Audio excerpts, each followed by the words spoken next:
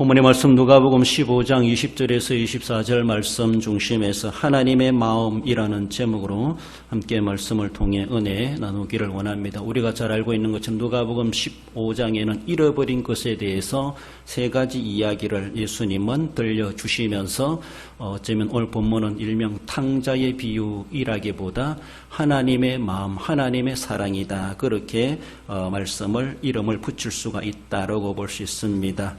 이런 자를 향하신 하나님의 그 마음이 연민이라는 것이죠.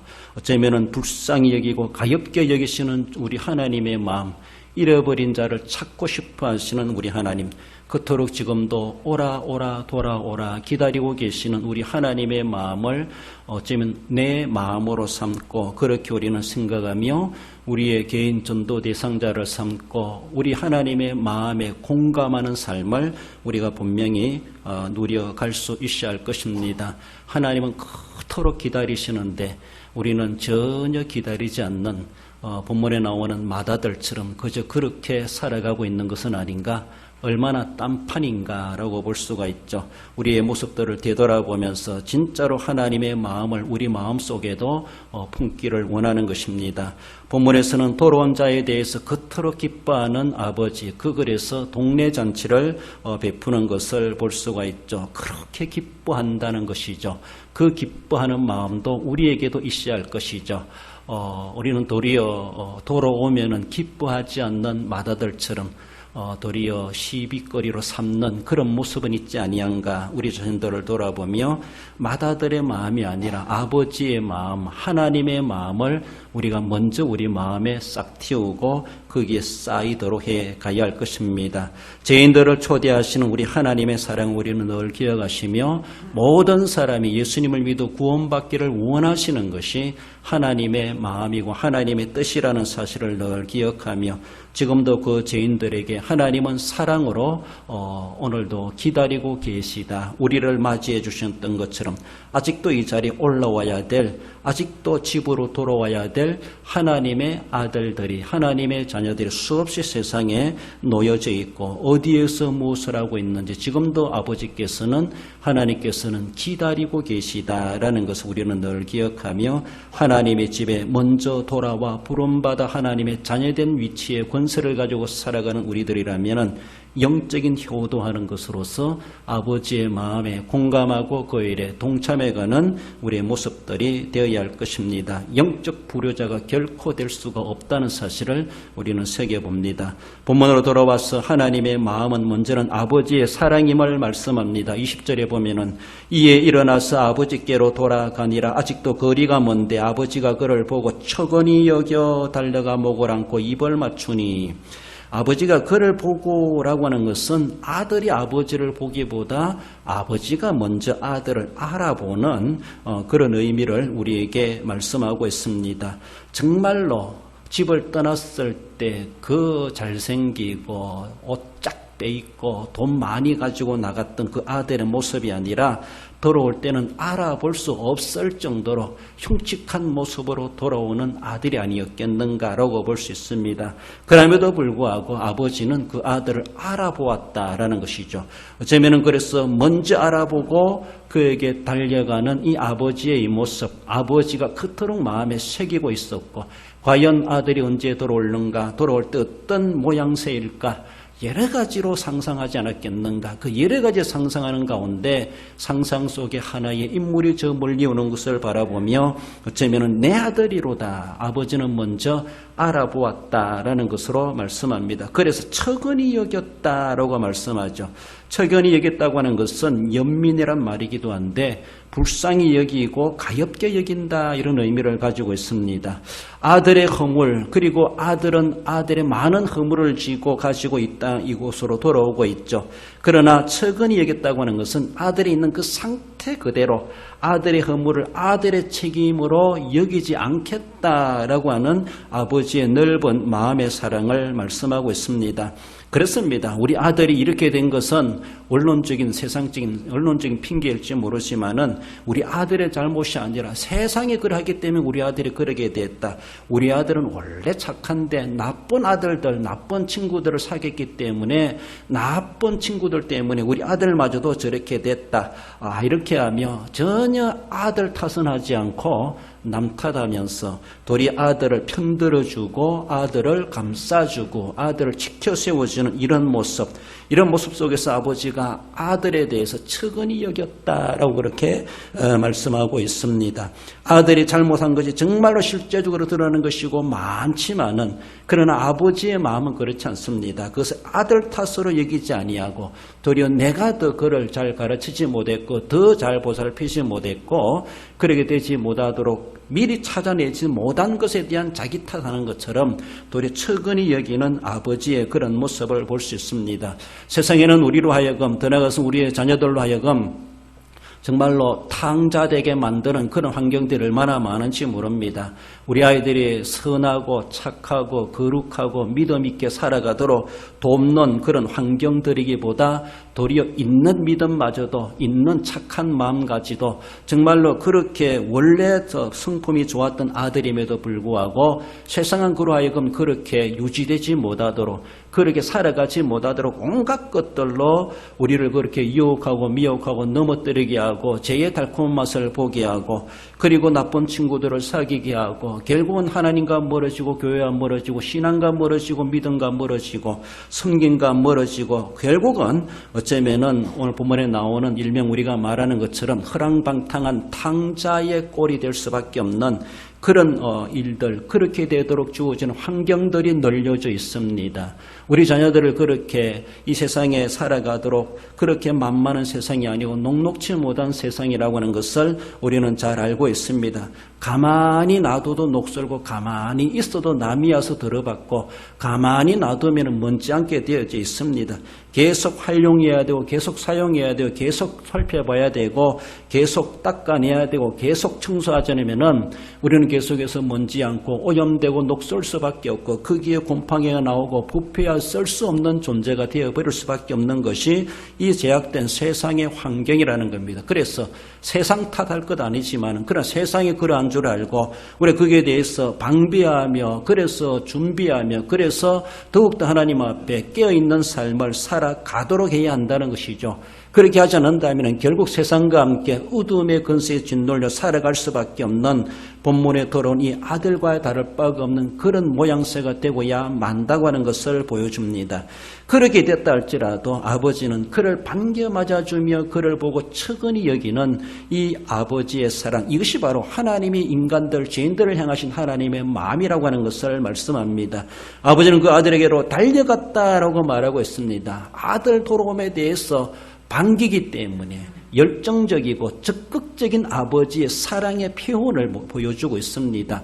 그렇지 않습니까? 기다리지 않았던 아들이라 할지라도 들어와서 문 열어달라고 문 두드려도 나는 모른다라고 문전박대할 수 있습니다. 기다리지 않았다라면 그렇게 미운 자식으로 여겨진다라면 온다 할지라도 그도 차버리고 말 것입니다. 그러나 그 모양새가 없다 할지라도 아버지는 그를 먼저 알아보았고 측은히 여겼고 그에게로 달려갔다고 하는 것, 정말로 적극적인 표현을 말씀해주고 하나님 아버지 우리를 향하신 그토록 열정적인 사랑을 우리에게 준비해 놓고 계시다고 하는 것을 말씀하면 이미 우리가 그 은혜와 그 사랑을 이미 맛본 자들이고 그 은혜 안에 그 사랑 안에 우리가 지금도 살아가고 있습니다. 그 안에 있으니까 별로 사랑이 귀한 줄을 모르고 하나님 나를 귀중하게 여기시는 줄도 모르고 너무 행복에 겨워 살아가니까 그 맛도 모르고 살아가는 것은 아닌가.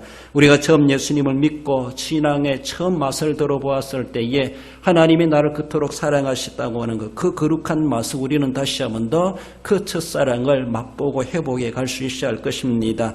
그러면서 그 아버지는 아들의 목을 안고 입을 맞추었다라고 말하고 있습니다.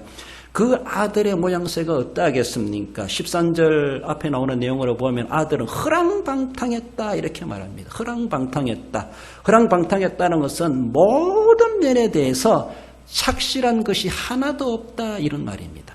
이래 보나 저래 보나 안과 밖으로 보나 위로 보나 거꾸로 보나 허랑방탕했다는 거예요. 허랑방탕. 정말로 몸도 옷도 꼴도 모양새도 전혀 허무할 만한 것이 없는 허랑방탕한 착실하게 보이는 것이 아무것도 없는 그 모습. 그래서 13절에서는 허랑방탕했다. 나아가서는 그런 재산을 낭비했다라고 그렇게 표현해 주고 있습니다.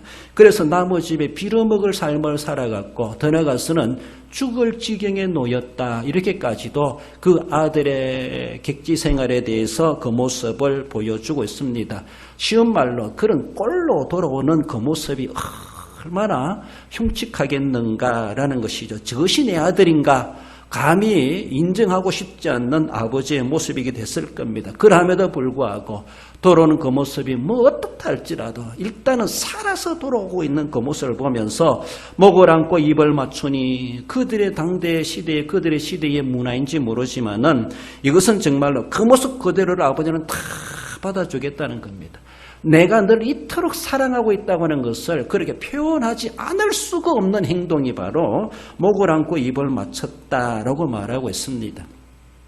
우리가 예수님을 믿고 주님 앞에 왔을 때 이미 하나님께서도 우리를 목을 안고 입을 맞추신 우리 하나님이시다라고 말할 수 있습니다. 나는 그 모습 그대로 너의 모습이 어땠든지 간에 그것을 우리 하나님께서는 정말로 그것을 그렇게 사랑하지 않을 수가 없는 하나님의 사랑의 표현을 이렇게 말씀합니다. 다른 건 묻지 않습니다. 탓하지 않습니다. 아무 생각도 하지 않습니다. 그 모양새가 어떠하든지 눈으로 보지도 않습니다. 어떤 말들이 들려온다 할지라도 그 집 아들이 어떻더라 그 소리 듣지 않습니다. 그렇습니다. 어떤 모양이든지 간에 어떤 색깔이든지 간에 어떤 소리가 난무한다 할지라도 모든 것을 접어두고 모든 것을 초월하여서 조건 없이 그 아들을 품어주는 아버지의 그 사랑, 이것이 바로 하나님이 우리를 향하신 하나님의 마음에 그렇게 일하고 하는 것을 예수님의 비유의 말씀을 통해서 우리에게 말씀해 주십니다. 그렇습니다. 아버지다운 아버지죠. 그렇습니다. 아버지다운 아버지. 그러니까 이 아들이 지난해 과거가 어떠했고 어떤 일들을 벌여갔고 어떤 생활을 해왔고 지금의 현재적인 모습이 어떠하다 할지라도 있는 그들의 모습을 받아줄 수 있는 자, 이것이 바로 아버지라는 것이죠. 저도 한편에서는 한 가정이 아버지인데 과연 나는 이렇게 할 수 있을까? 성경상의 아버지상을 이렇게 표현한다면 이것이 정말 아버지가 아닌가? 상황이 어떠하다 할지라도 일단 살아있다는 그 자체만으로도 정말로 그가 어떤 재산을 낭비하고 탕진하고 또 허랑방탕하며 지난 과거의 삶이 어떠하고 전해가서는 더 많은 빚더미를 남겨놓고 왔다 할지라도 아버지는 그 모든 것까지는 내가 다 책임져 주마. 지금 돌아온 것만으로도 이 모든 과거의 문제, 네가 남겨놓은 어떤 빚이 있다 할지라도 어떤 부채가 있다 할지라도 내가 다 해결해 주마. 그것마저도 다 품에 안는, 그것마저 다 끌어안는 아버지의 그런 모습을 볼 수가 있죠. 그렇습니다. 사도 바울이 오네시모를 감옥에서 만나가지고 그를 구원하고 예수 믿게 만들어가지고 빌레몬에게 보내면서 그렇게 말하지 않습니까?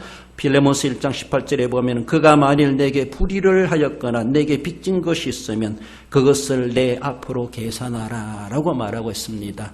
오네시모는 더 이상 갚을 길이 없고 어쩌면 주인 빌레몬의 집에 종이면서도 그 집의 재산을 탕진한 자로서 손해보게 한 자로서 그래서 어쩌면은 가서 돌아가는 것도 종으로 죽을 수밖에 없지만은 그 빚을 갚는다고 하는 것도 갚을 길이 없는 것을 이미 알고 있는 바울입니다. 그래서 그를 종으로 삼기보다 형제로 받아주어라. 혹여나 그가 너에게 재산적인 손실을 보였다면은 내게 계산하라. 내가 다 갚아줄게 라고 하면서 전적으로 무조건적으로 사랑을 베풀고 용서해 주기를 그토록 갈구하는 그 모습은 어쩌면 사도 바울도 하나님의 사랑, 예수님의 사랑을 알고 있기에 진짜 빌레몬아 너가 성도이느냐? 너가 성도는 이렇게 해야 된다라고 하는 것을 보여주고 있습니다. 성도 간에 물질적인 계산하지 말라는 것이 아니라 아무튼 그런 관계에서도 깨끗해야 하겠지만은 진짜 성도라면 남의 허물, 내가 나에게 손해를 입히고 나의 자존심을 꺾게 만들고 나를 명예훼손하게 만들고 그런 일이 있다 할지라도 정말로 하나님의 사랑, 하나님의 마음을 품고 그를 품어줘야 된다고 하는 것, 이것이 정말로 빌레몬이 해야 될 자세라고 하는 것. 사도 바울은 그것을 통해서 말씀하십니다. 빌레몬은 다른 사람이 아닙니다. 예수님을 믿는 성도를 가리킵니다. 우리가 바로 빌레몬이 되어야 되고 그 편지를 받고 있는 우리들이다. 예수님으로부터 그 서신을 내가 받고 있는 그 말씀이다. 예수님이 그렇게 사도 바울을 통해서 우리에게 그 서신을 전해주신다고 했을 때 과연 내가 또 한 사람의 빌레몬으로서 그것을 내가 수용할 수 있을까라는 것이죠. 종이 재산 탕진한 것도 계산해 주신 우리 주님이시라고 하는 것을 말해 볼 때 내 아들이 문제 만들어 놓고 왔다면 아버지가 갚아주는 것은 지극히 당연한 모습이라고 하는 것을 우리는 생각해 볼 수가 있죠. 그것까지도 아버지는 사랑으로 그것을 다 품고 해결해 주겠다. 이러한 모습 가운데 우리 하나님께서 오늘도 집 나간 아들을 찾고 계시는 우리 하나님의 마음을 우리에게 공감하고 함께 가져야 될 것을 우리에게 촉구하고 있다는 사실을 기억하며 하나님의 마음, 진짜로 본문에 나오는 아버지의 사랑을 우리가 품어야 될 것을 말씀합니다. 나아가서 하나님의 마음은 전부를 주는 사랑이라고 하는 것을 말씀합니다. 22절에 보면 우리 읽어볼까요? 아버지는 종들에게 이르되 제일 좋은 옷을 내어다가 입히고 손에 가락지를 끼우고 발에 신을 신기라. 제일 좋은 옷을 입히라고 하는 것은 한마디로 이 세상에 제일 좋은 것은 내 아들 것이다 이 말입니다. 어느 누구에게 줄 것이 아니라는 것이죠. 그래서 제일 좋은 옷, 옷이든지 음식이든지 뭐 차라든지 집이든지 세상에 제일 좋은 것이 뭐냐? 제일 좋은 차를 사주고 싶고 제일 좋은 집을 그렇게 또 구해주고 싶고 옷이라면 제일 유명세가 있는 그런 옷을 입히고 싶은 그런 아버지의 마음, 세상에 내 아들이 최고다, 세상에 내 아들이 제일이다 이런 말이죠. 그 도로는 아들이 뭐 제일이겠습니까? 그 도로는 아들이 뭐 그렇게 자랑거리가 되겠습니까? 정말로 그러나 저러나 아버지는 그 아들을 향하여 돌아온 아들에 대해서 아무튼 어떤 모양새로 돌아왔든지 간에 돌아온 그 자체만으로도 아버지에게는 모든 것을 그에게 퍼부어주는, 그리고 최고의 것을 아들의 것으로 남겨주는 이런 모습을 보여주고 있습니다. 우리 하나님께서도 지금도 잃어버린 아들, 잃어버린 자가 주님 앞에 들어오기를 바라시고 그를 위해서 어쩌면은 그 녀석이 돌아오면 내가 이것을 입혀줘야지. 그 녀석이 돌아오면 내가 이것을 신겨줘야지. 그 녀석이 오면 내가 이 차를 그에게 줘야지. 그 녀석이 오면 내가 이 집에 살도록 해줘야지. 최고로 다듬어 놓고 최고로 준비해 놓고 지금도 우리 하나님께서는 그를 기다리고 있는 우리의 전도 대상자를 주님 그토록 학수고대하며 손꼽아 기다리고 계시는 우리 하나님의 마음을 우리도 정말로 거룩한 조심을 가지고 그것을 우리는 새겨가고 품을 수 있어야 할 것입니다. 하나님께서는 전부 주려고 다 준비하고 계십니다. 아낌없이 남김없이 그렇습니다. 우리 아들을 그 누가 업신여기라. 정말로 어쩌면 오늘 본문에는 제일 좋은 옷을 입히고 손에 가락지를 끼고 그리고 신을 정말로 귀한 신을 섬기는데 그가 동네를 할부할 때 동네를 걸어갈 때 감히 누가 업신여기겠습니까? 정말로 세상에 그런 옷 입은 사람 아무도 없고 그런 신발 신은 사람 아무도 없고 그런 가락지 낀 사람 아무도 없는데 감히 그 누가 물론 겉으로 드러나는 것만이 아니겠지만은 세상 사람들이 그를 보면서 감히 그를 누가 업신여기겠는가? 아버지는 그걸 이야기하는 겁니다. 내 아들이 허랑방탕하고 재산을 낭비하고 죽을 지경에 놓였다가 거지같이 돌아왔다 할지라도 그는 내 아들이다. 그는 이 시대의 주인공이다. 너희들 함부로 그를 판단하고 이야기하지 마라. 그는 내 아들이다. 그는 내게 돌아온 아들이다. 그는 나의 상속자이다. 나는 그를 이렇게 인정하고 있다. 그 어느 누구도 그 아들에 대해서 손가락질 못하게 하고 입방아질 못하게 하고 그 아들에 대해서 함부로 말하지 못하게 하고 함부로 취급하지 못하도록 일단은 겉의 모양새로 그를 그렇게 꾸며주는 그런 모습을 보여주고 있죠. 내면적인 모습에서도 실제적인 모습에서도 그 아들을 상속자로 삼는 아버지의 그 모습을 볼 수 있습니다. 손에 가락지를 끼우고 발에 신을 신기라 이라고 하는 것은 어떤 경우에도 내 아들은 내 아들이다 라고 하는 것을 천명하는 것입니다. 아들은 자기 죄를 알기 때문에 자기 잘못을 알기 때문에 나를 아들이 아니라 아버지 집에 품꾼이 하나만으로도 만족합니다. 사실 그 품꾼의 자리도 얻어 걸릴 수가 없는 아들의 모양새라고 볼 수가 있습니다. 그래야지만 아버지는 아니라는 것이죠. 누가 뭐란다 할지라도 그는 품꾼의 하나가 아니라 그는 내 아들이다. 그는 내 아들이다. 여전히 내 아들이다. 집 나가기 전에 아들이나 집 나갔다가 온 아들이나 똑같다. 그는 내 아들이라. 주변 사람들에게 그 신분적인 모습을 치장을 해주면서 그 치장을 보면서도 사람들이 알아보게 만든다라는 것이죠.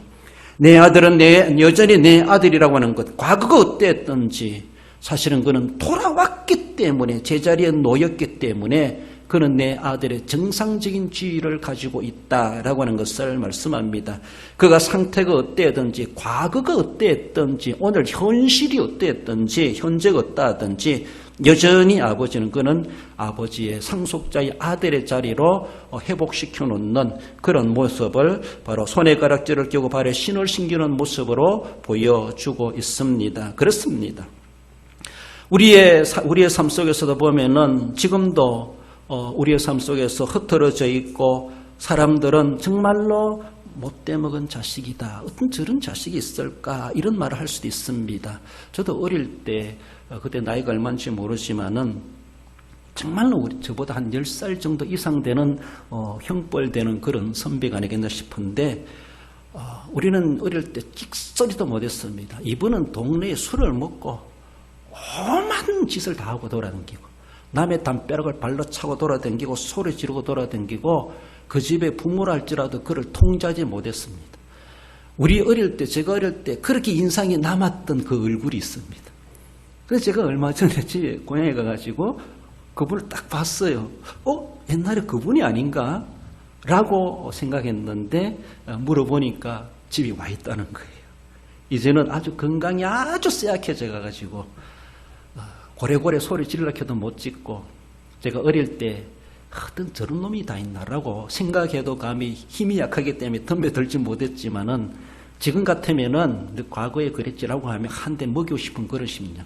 동네를 시끄럽게 만들고 완전 술주정뱅이 해가지고 남의 담벼락 발로 타고 다니고 소리 지르고 그 옆에 어느 누구도 접근하지도 못하도록 동네 시끄럽게 했던 그 사람 살아계시더라고요. 예수님을 믿는지 모르지만 예수님을 믿는 집안의 사람인데 그런 삶을 살아갔던 사람입니다. 허랑방탕하고 이제는 건강 잃어버리고 고향이라고 돌아와 있는지 모르지만은 제 어릴 때 기억은 너무나 불쌍한 인생이로구나. 지금은 어땠는지 모르지만 옛날의 과거의 모습으로 바라볼 때 그런 인상이 남는 분이 있어요. 과거가 어땠다 할지라도 아버지는 그 아들에 대해서 함부로 소리하지 마라. 그건 과거다. 지금 봐라. 그 어떤 옷을 입고 있는지 어떤 신발을 신고 있는지 이렇게 모양새로서 아버지는 그 아들에 대해서 지위를 인정해주고 있습니다. 남들이 탕자랄지라도 남들이 어떤 소리 한다 할지라도 어쩌면은 아버지는 그를 그렇게 인정하지 않고 자기 아들로 인정하고 그에게 모든 것을 그렇게 넘겨주면서 아버지와 같이 동네 유지로 인정받는 자로 인정되고 있다고 하는 것을 보여주고 있습니다. 그렇습니다. 아버지는 지극히 그 아들이 돌아오기를 기다렸고 아버지는 그 아들의 빈 방을 내어놓고 이것은 내 아들이 돌아오면 잠을 자야 될 방이다. 그 아들의 자리를 비워두고 기다렸던 아버지라고 말해볼 수가 있습니다. 언제나 돌아올까? 언제나 돌아올까? 돌아왔을 때 깨끗하게 마련된 준비된 그의 방을 늘 들락날락하면서 늘 청소하면서 그 아들이 돌아오기를 그 앉을 자리를 방석을 가다듬어가면서 아들이 돌아오기를 얼마나 기도하며 기다리며 기다렸겠는가라고 하는 것을 말해볼 수가 있습니다. 어쩌면 우리의 주변에도 빈자리가 많습니다. 이 빈자리에 그토록 우리 하나님 아버지께서 찾으시는 주인공이 있습니다. 그가 돌아오면 내가 그를 이 자리에 앉힐 것이다. 이 자리는 그가 돌아올 자리다.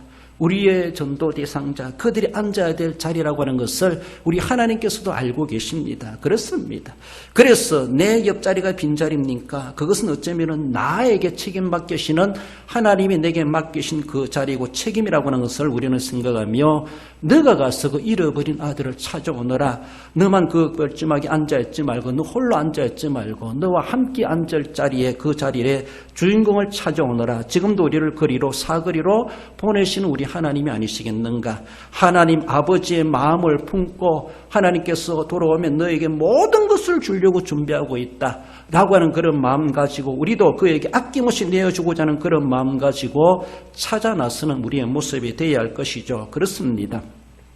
어쩌면은 그런 모습 속에서 우리 하나님께서 지금도 우리를 보내시고 기다리시는 우리 주님.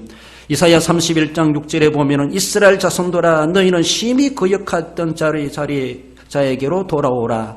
그렇습니다. 이스라엘 백성들에게 거역하지 말고 돌아오라. 지금도 하나님께서는 돌아오라고 그렇게 기다리고 계십니다. 거역했던 일이 있었다 할지라도 과거를 묻지 않고 우리 하나님께서는 다 받아주겠다. 원상태로 회복시켜주겠다 말씀하십니다. 사도행전 24장 15절에 보면은 여러분에게 복음을 전하는 것은 이런 헛된 일을 버리고 천지와 바다와 그 가운데 만물을 지으시고 살아계신 하나님께로 돌아오게 함이라고 사도 바울은 전하고 있습니다. 사도 바울과 바나바가 1차 전도 여행 때 루스드라에 갔을 때 발을 쓰지 못하고 한 번도 일어나 걸어보지 못한 사람을 그는 그렇게 일으킵니다. 한마디로 안전뱅이를 일으키는 그런 기적을 행사하게 되죠. 그러니까 루스드라에 있는 사람들이 신이 사람의 형상을 가지고 우리에게로 왔다라고 하며 바울과 바나바를 신격화합니다. 그래서 소를 끌고 와가지고 이 바나바와 바울에게 제사를 하려고 막 그렇게 그들이 행동을 취하는 것을 보면서 사도 바울이 대답하는 말이 바로 오늘 본문의 14장 15절입니다. 여러분에게 복음을 전한 것은 이런 일을 일어나게 되는 것은 이 헛된 일을 버리고 우상에 제사하고 온갖 신들에게 제사하고 이런 것들을 다 버리고 천지와 바다와 그 가운데 만물을 지으시고 지금도 살아계신 하나님께로 돌아오게 함이라. 지금도 하나님은 너희들이 돌아오기를 기다리고 계신다. 너희들이 하나님께로 돌아오도록 하기 위해서 하나님 우리에게 능력 주셔서 그 일을 하게 하셨어. 우리에게 제사할 것이 아니라 하나님께 제사해야 되고 하나님께 예배해야 되고 하나님을 섬기라고 하는 것입니다. 그래서 이런 모습에서 하나님께서 오늘도 사도 바울을 통해서 루스드라에 있는 그 사람들에게 너희들이 하나님께로 돌아오기를 하나님이 그토록 기다리고 계신다. 돌아오도록 만드는 그 매개체로서 사도 바울과 바나바가 그 사역을 감당하고 있는 것을 봅니다.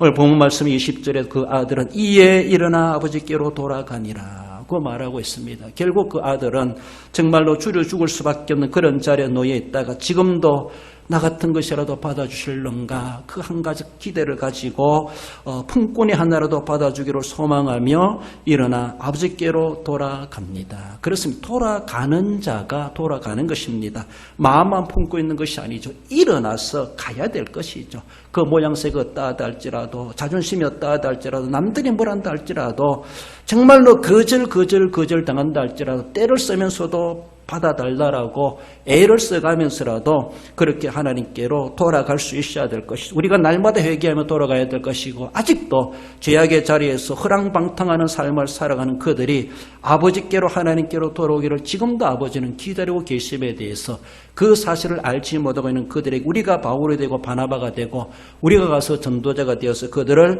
하나님께서 너희의 아버지께서 이토록 기다리고 계신다라는 것을 우리는 전달해 줘야 되고 돌아왔을 때 아들의 지 모든 것을 전부를 그 아들을 위해서 남겨두신 바대로 다 주시는 아버지의 그 은혜를 우리는 그들에게도 전할 수가 있어야 할 것입니다. 돌아온 자에게 주시는 하나님의 남김없는 사랑이 바로 하나님의 마음이라고 하는 것을 말씀합니다. 마지막으로 하나님의 마음은 함께 나누는 사랑임을 말씀하죠. 23절에 보면은 그리고 살찐 송아지를 끌어다가 잡으라 우리가 먹고 즐기자. 살찐 송아지를 잡으라고 하는 것은 이미 준비된 잔치라고 하는 것을 그렇게 의미해 줍니다. 물론 살찐 송아지들이 많겠죠. 아들이 오면은 내가 살찐 송아지를 잡으리라. 이미 이것은 아버지가 계획하고 마음먹고 있었습니다. 그날이 언젠지 모르지만은 그렇습니다. 갑자기 돌발적으로 생각했던 것이 결코 아니라는 것이죠. 아들을 위해서 내가 돌아오기만 해봐라. 돌아오면 내가 이런 잔치를 벌릴 것이다. 살찐 송아지를 잡을 것이다. 정말로 그 즉시에서 즉답이 나올 정도로 아버지는 이미 다 계획하고 다 알고 있고 준비된 것처럼 그렇게 말씀을 전하는 것을 볼 수가 있죠. 이미 아버지는 이런 아들을 찾게 된다면 이 송아지 송아지를 잡을 것이라고 하는 것을 하루하루 기다리고 있었다라고 할 만큼 준비된 잔치를 말씀하고 있습니다. 그렇습니다. 아무 계획 없이 급하게 그렇게 급조된 그런 잔치가 결코 아니라고 볼 수가 있습니다. 이 날이 오기를 기다렸고 마침내 왔기에 모든 사람들을 불러가지고 어쩌면은 동네 잔치를 벌리는 이러한 모습을 보여주고 있습니다. 아들이 왔을 때 정말로 잔치를 벌인다고 하는 것, 그 뭐 자랑이겠습니까? 여러분 생각해 보세요. 만약에 우리 동네에 플랜카드가 써붙여놓고 우리 아들은 방탕하다가 돌아왔습니다. 잔치합니다. 돌아와서 잔치를 즐기세요. 라고 한다라면 누가 좋아하겠습니까? 뭐 아들 그 모습 그 모양 배우러 오락하는 거가 욕먹을 수가 있겠지만은 우리가 정말로 잔치를 벌린다고 하는 것은 누가 정말로 뭐 대통령상을 받았다든지 큰 훈장을 받았다든지 아니면 금메달을 땄든지 정말 어떤 정말로 대기업에 합격을 했든지 좋은 학교에 합격을 했든지 더 나아가서는 뭐 어떤 큰 성진을 했든지 그렇지 않습니까? 정말로 그 성공 사례를 배경으로 가지고 동네 잔치를 벌이는 것은 지극히 인지상정이고 또 있을 만한 일이고 좋은 일이기도 합니다. 7순, 8순, 9순, 100순을 하면서도 동네 잔치를 벌이는 것을 볼 수가 있지 않습니까? 정말 축하할 일이기 때문에 가족들을 많이 누릴 것이 아니라 이거는 모든 사람들과 누려도 아깝지 않고 그들에게 다 베풀어주고 먹이고 마시게 한다 할지라도 정말로 흥겨울 수밖에 없는 그 주인의 마음, 그런 마음이 있기 때문에 동네 잔치 규모를 정하기도 하고 확장시키기도 하고 정말로 국가적인 잔치가 되기도 하는 것을 볼 수가 있습니다. 그렇습니다. 아버지는 그런 생각을 하는 거예요. 아버지니까 그 생각할 수 있을지 모르겠지만은 그 아들이 뭐 그렇게 자랑거리라고. 남들이 보는 그렇지 모르지만 아버지는 그렇지 않다는 겁니다. 아버지는 정말로 우리 아들이 올림픽 가서 금메달 따온 아들과도 같이 그 아들이 정말 이런데 1000명 중에 10,000명 중에 거기에 들어갈 수 있을 자인데 우리 아들이 거기 합격했다라고 하는 그런 마음 가지고 아들을 위해서 오늘날 같으면 정말 큰 플랜카드 붙여놓고 깽가리 쳐가면서 동네 잔치를 벌여가고 어느 누구든지 돌아와서 먹고 마시고 오늘은 다 공짜입니다. 마음껏 먹으십시오. 마음껏 마시십시오. 내가 다 계산하겠습니다. 라고 할 만큼 이 아버지는 그런 잔치를 그렇게 계획하고 벌여가고 있는 것을 볼 수가 있습니다. 이렇게 된다고 하는 것이 정말 그 아들에 대해서 이렇게 먹여주는데 동네 사람들이 그 아들을 누가 이러니 저러니 말하겠습니까? 그렇지 않습니까? 사실이 그러했다 할지라도 그 아들을 업신여기지 못합니다. 사실이 그 아들이 나쁜 놈이라 할지라도 나쁜 놈이었다 할지라도 그 아들에 대해서 이렇게 저렇게 말 못합니다. 왜? 아버지 때문에서도 말 못합니다. 아버지 때문에서도 그 아들에 대해서 이런 소리 저런 소리 못한다는 것이죠. 그렇습니다. 아버지는 그 아들을 그렇게 귀중하게 계십니다. 나만이 누릴 기쁨이 아니라 너희들 모두가 누릴 아들이다. 누릴 아들. 사형수가 회개하고 돌아온다 할지라도 똑같이 하나님은 기뻐하십니다. 그렇습니다. 어떤 이들이 할지라도 하나님은 아버지는 그 아들을 탕자로 여기지 않는다는 겁니다. 그는 탕자가 아니라 내 아들이다. 내 아들이다. 누가 뭐라느냐. 라고 하면서 모든 사람들에게 너는 내 아들이다 인정하는 것만이 아니라 동네 사람들마저도 그는 그 집의 상속자다. 그 집의 아들이다. 맞다. 인정하는 그런 예식이 바로 이런 동네 잔치라고 하는 것을 볼 수 있고 그 아들을 세상에 공개시키는 겁니다. 내 아들을 내가 잃었다가 찾았다. 죽었던 아들인데 살아 돌아왔다. 막 이렇게 기뻐하면서 나만이 기뻐하지 않고 우리 가정들에게만 아는 거고 통보되는 것이 아니라 동네 사람들의 그 얼굴을 드러내고 그 얼굴을 보여주고 이런 아들이다라고 하며 그 아들을 공개시켜주는 그런 모습. 그렇습니다. 이런 모습에서 감히 그 어느 누구도 그 집안에 대해서 그 아들에 대해서 함부로 말할 수가 없지 않았겠는가라는 것입니다.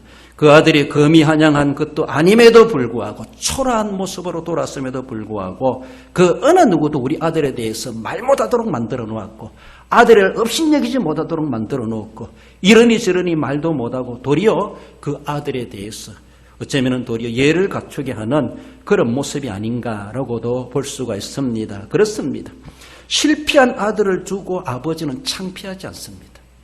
실패한 아들을 두고 아버지는 그를 세상 사람들에게 너 때문에 내가 뭐가 되느냐 이렇게 말하지 않습니다. 너는 집에 꼭 붙어있고 밖에 나가지 마라. 사람들이 얼굴 보이지 마라. 너 보면 우리 집을 뭐라고 생각하겠느냐. 아버지는 그렇게 생각하지 않습니다. 공개적으로 드러내놓고 있습니다. 공개적으로. 내 아들이 그랬다 할지라도 그래도 내 아들이다. 감히 그 어느 누구도 말 못하게 만들고 그 아들을 업신여기지 못하게 하고 아들을 하찮게 여기지 못하도록 만드는 그 부모의 심정, 하나님이 우리를 향하여 그렇게 말씀하고 계시는 것이죠. 우리가 뭐 잘난 게 있습니까? 우리가 뭐 그렇게 거룩한 게 있습니까? 우리는 아무것도 행할 수가 없는 그런 존재이지만은 예수 그리스도로 말미암아 구속함을 받은, 이미 너는 너가 태어나기 전에 내가 택해 놓았고 예수 그리스도로 말미암아 그 값진 보혈로 보배로운 피로 너를 구속해 놓았다. 너는 허랑방탕하여 이런 모습으로 돌아왔다 할지라도 넌 여전히 내 아들이다. 하나님은 인간적인 육신적인 모습만 보고 우리를 판단하시는 것이 아니라 예수님의 보혈로 깨끗하게 씻어놓으신 그 영혼을 바라보시면서 여전히 내 아들이다 라고 하는 것에 대해서 그 영혼의 죄도 하나님께서 깨끗이 씻어놓으셨는데 육신적으로 장식하고 꾸미는 것은 이거는 아무 문제가 안 될 것이 아니겠습니까? 그렇습니다. 많은 사람들은 겉모습을 보면서 세상적인 모습을 보면서 그 사람을 판단하고 여러 가지로 비아냥거리고 비판하고 판단하는 그런 모습이 얼마나 호황된 것인가. 과연 하나님께서 그렇게 생각하시겠는가를 생각해 봐야 되죠. 하나님이 그렇게 보시는 우리도 그렇게 봐야 되죠. 하나님이 이렇게 보신다면 우리도 그렇게 볼 수 있어야 됩니다. 하나님의 눈과 하나님의 생각과 하나님의 마음과 딴판으로 우리가 여긴다면은 우리가 하나님의 나라의 반역자가 아닐 수가 뭐 있겠습니까? 하나님의 일에 역행하는 자, 역적행위 하는 거나 다를 바가 뭐 있겠습니까? 그렇습니다. 하나님은 결단코 우리가 그토록 그렇게 비판하고 비관적으로 여기는 그런 이웃이라 할지라도 그가 돌아왔을 때 내 아들이다. 내가 너를 위해서 이것을 준비해 놓았다.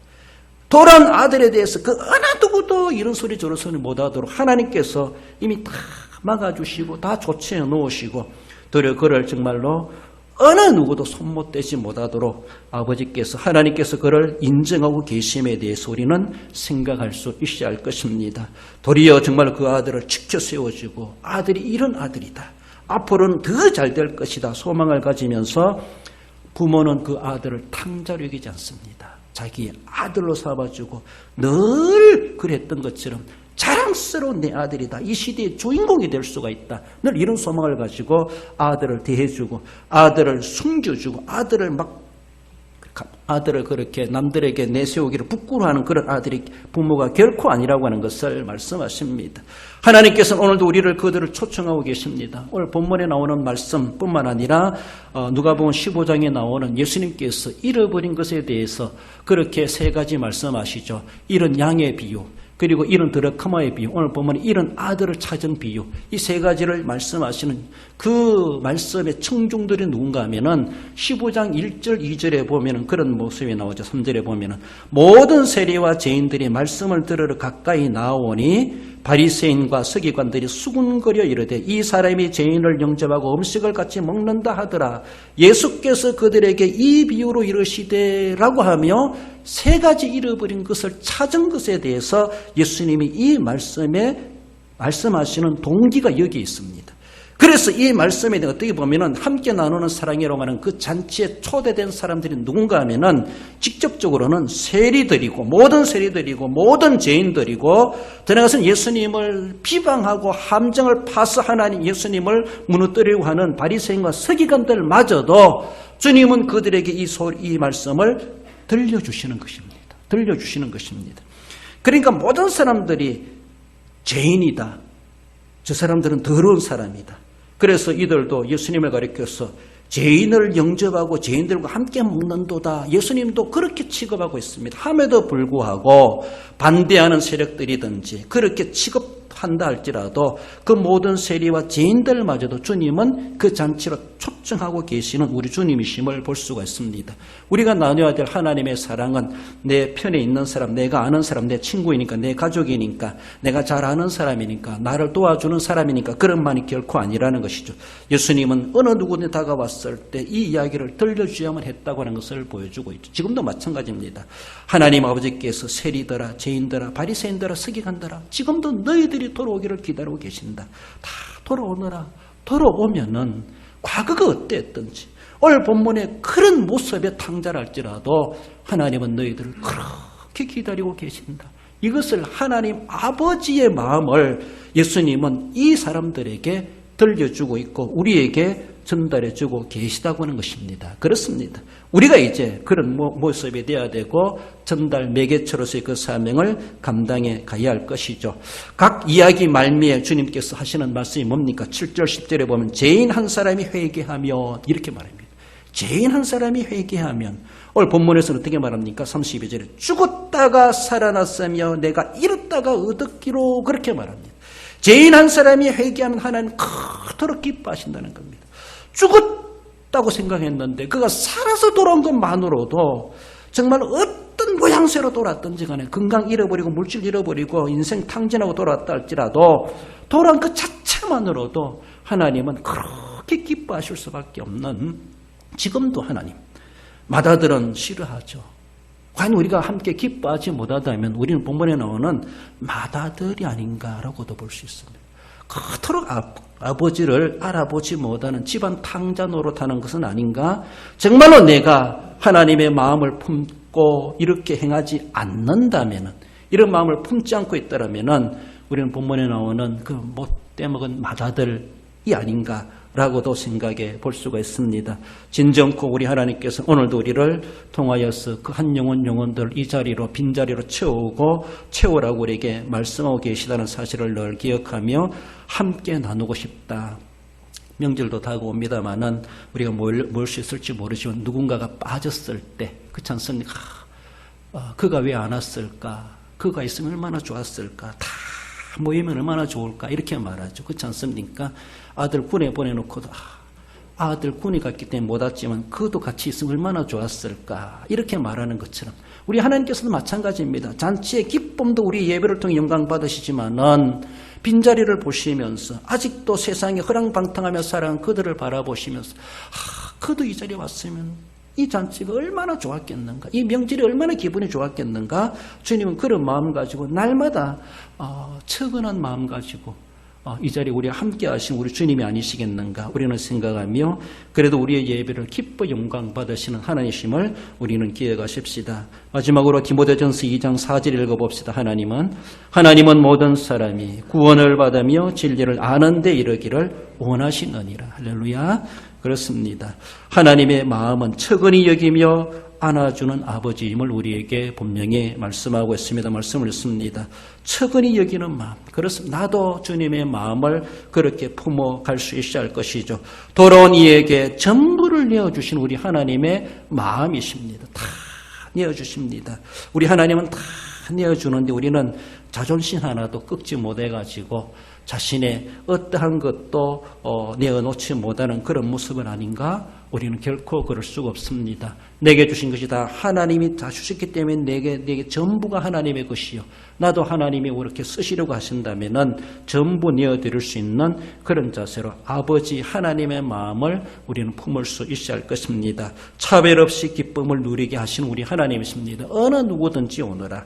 모든 죄인이랄지라도 세리랄지라도 이 말씀을 들으라. 이 은혜를 나누라. 이 기쁨을 나누라. 오늘도 우리를 부르시고 차별 없이 은혜와 기쁨을 베풀어 주시는 우리 하나님심에 감사하십시다. 모든 사람이 구원받기를 원하시는 하나님의 그 속 깊은 마음을 우리가 새겨가면서 그 마음의 공감대를 형성하시고 하나님의 뜻에 부합한 삶을 살아가심으로 하나님 앞에 더 귀중하게 여기심을 받고 더 큰 것으로 맡김을 받고 하늘의 상급을 소망하게 합당한 우리 성도 여러분들 되시기를 주님의 이름으로 축원드립니다.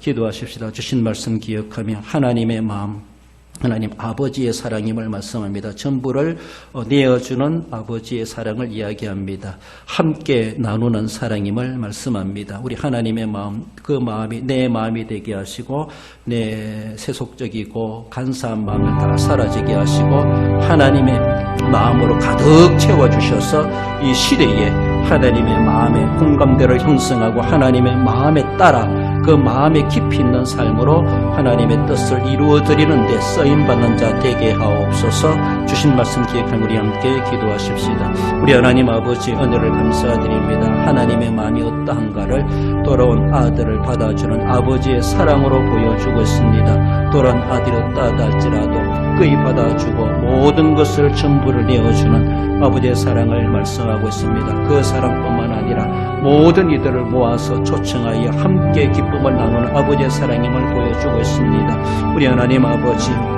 하나님의 그토록 마음을 뚫고 깊은 마음을 새겨가게 하시고 내 마음의 간사함과 인간적이고 세속적인 마음이 사라지게 하시고 하나님 육신적인 계산적인 마음이 사라지게 하시고 하나님의 속 깊은 마음을 내게도 허락하여 주셔서 그 마음 가지고 하나님의 마음의 공감성을 형성하고 하나님의 마음의 흡족한 삶을 살아드리게 부족하지 않도록 성령으로 충만케 하시고 인도해 주시기를 원하오며 거룩하신 예수님의 이름으로 기도올리옵나이다. 아멘.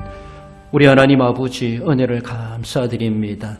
오늘도 하나님의 마음이 어떠한가를 우리에게 알려주셨던 우리 하나님, 그 마음을 우리 마음에 품게 하시고 우리의 간사하고 세속적인 마음들이 사라지고 이기적인 마음들이 사라지고 육신적인 마음들이 사라지고 성령으로 가득 채워주시는 하나님의 마음으로 가득 채워서 그래서 하나님의 마음의 이끌림을 받아 하나님의 뜻에 귀중하게 들어 쓰임받는 저희들 하나님의 마음을 흡족하게 드리게 합당한 삶을 살아갈 수 있도록 성령으로 역사해 주옵소서.